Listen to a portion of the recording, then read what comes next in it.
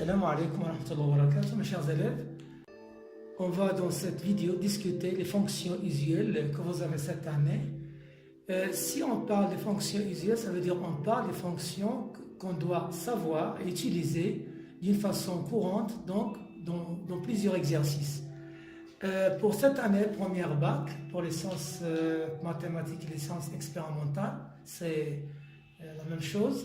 On a 5 fonctions qui sont usuelles. Je vais les citer tout d'abord, puis on va discuter chacune d'elles d'une façon un peu détaillée. Le premier type de fonction sont les fonctions affines de la forme qui à chaque x fait associé à x plus b. Ce sont des fonctions affines que vous avez déjà vues et étudiées au collège. Donc ce sont des fonctions définies sur R, l'ensemble des définitions c'est sur R. Et vous avez évidemment, l'étude de cette fonction consiste à donner les variations en suivant le réel petit a qu'on va voir tout à l'heure.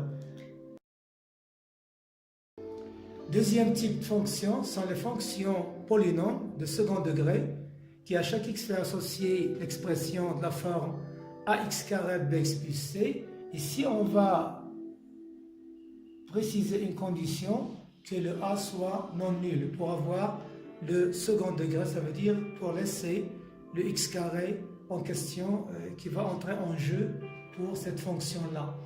Évidemment, c'est une fonction de genre polynôme définie sur R. On a vu l'an dernier, tronc commun, science, que ces fonctions-là sont des fonctions qui ont comme courbe une parabole suivant le signe de A. Ou bien on a une valeur minimale ou bien une valeur maximale. Le troisième type de fonction sont les fonctions homographiques. Les fonctions de la forme ax plus b sur cx plus d, le rapport de fonctions affines. Évidemment avec le c non nul. Pourquoi? Parce que si on élimine le c, ça va être la première forme, on aura a sur dx plus b sur d, donc c'est une fonction qui est affine. Il faut avoir c non nul pour avoir au dénominateur le x. Ça, c'est une fonction qui est homographique. Son ensemble de définitions, il faut discuter le dénominateur non nul. Et on va voir que ce qu'on a vu l'an dernier, que ces fonctions-là ont pour courbe représentative une hyperbole avec des asymptotes, etc.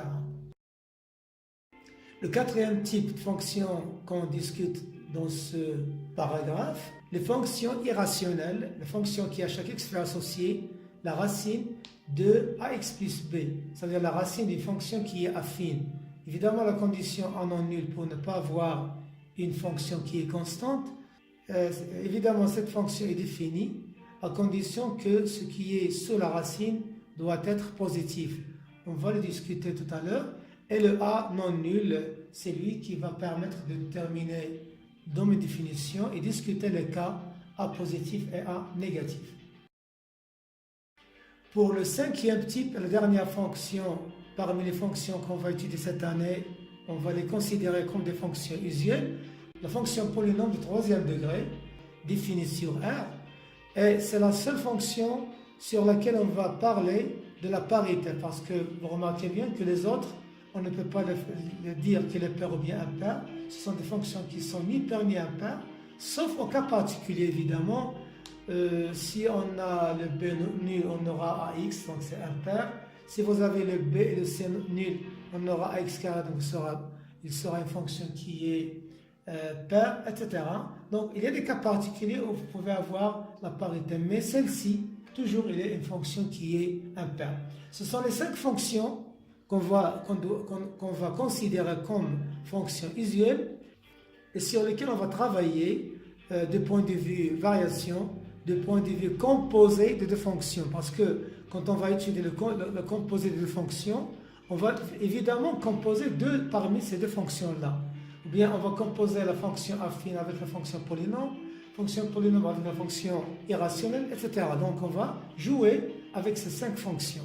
Passons maintenant à quelques détails sur chacune de ces fonctions qu'on a citées et appelées fonctions usuelles.